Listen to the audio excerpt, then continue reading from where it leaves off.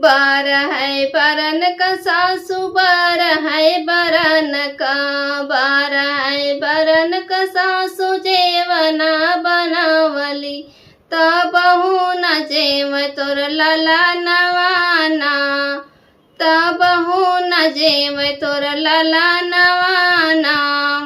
हमारा तपूत बाहुलाई का नदनवा, हमारा तपूत बाहुलाई का नदनवा। कहतहूँ तो खेल फूल गे दवाना, कहतहूँ तो खेल फूल गे दवाना।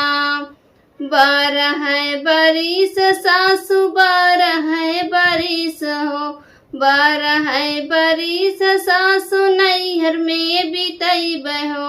आपन पोता कैलूहू सयान हमारी सासू हो, आपन पोता कैलूहू सयान हमारी सासू हो।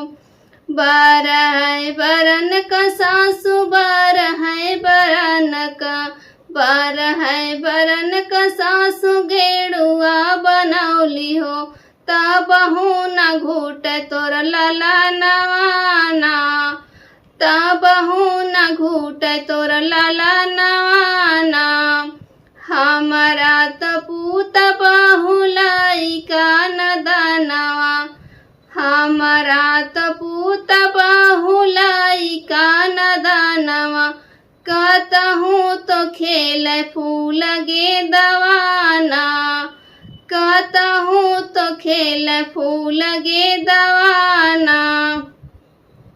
बारह है बरिस सासू नैहर में बितैबहो, बारह है बरिस सासू नैहर में बितैबहो।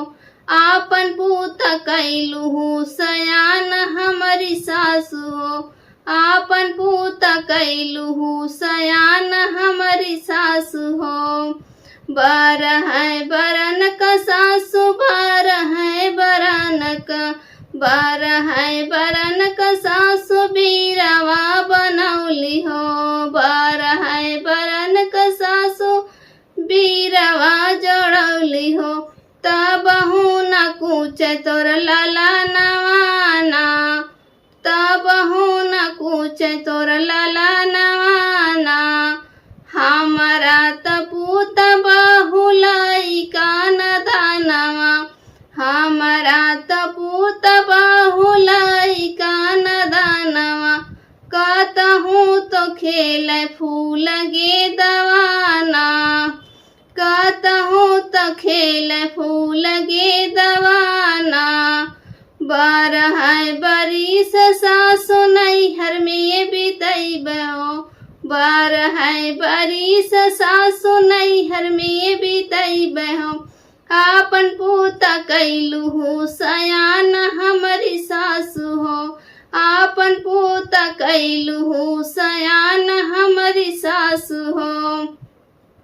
बारह है बरन का सासू से जिया लगौली हो, बारह है बरन का सासू से जिया लगौली हो तबहू न लेट तोर लाला नवाना, तबहू न सोए तोर लाला नवाना। हमारा तपूत बाहुलाई का नदनवा, हमारा तपूत बाहुलाई का नदनवा। कहतहूँ तो खेल फूल गे दवाना, कहतहूँ तो खेल फूल गे दवाना।